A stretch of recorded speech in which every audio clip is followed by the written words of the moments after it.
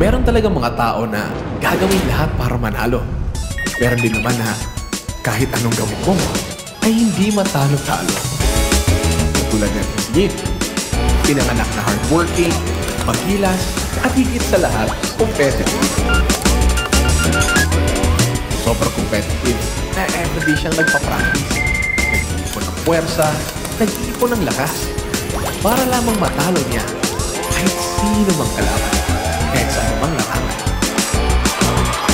Pero paano kung isang araw, out of the blue, he stumbles upon a battlefield he wants to triumph over?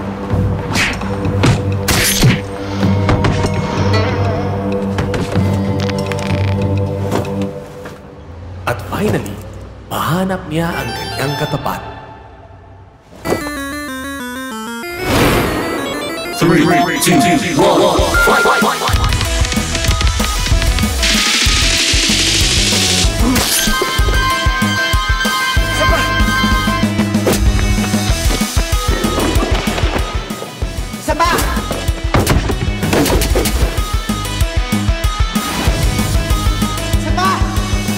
Ka?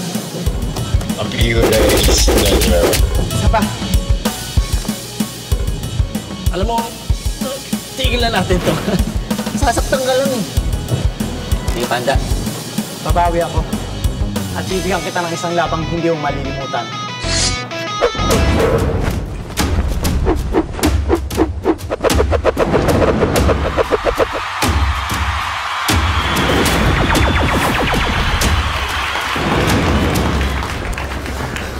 Hindi ka talaga susuko eh, no? Hindi talaga. Pinagandaan ko to eh.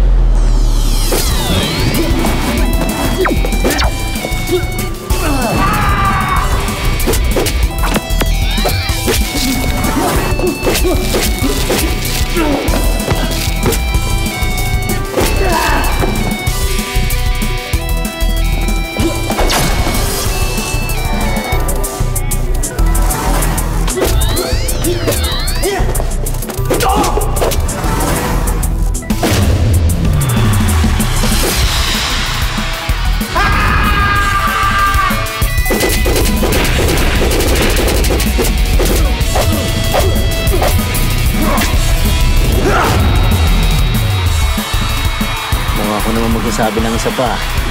Sabi sa'yo, bibigyan kita ng laban na hindi mo malilimutan. Ito ang kwento ni Yin na gagawin ng lahat para manalo.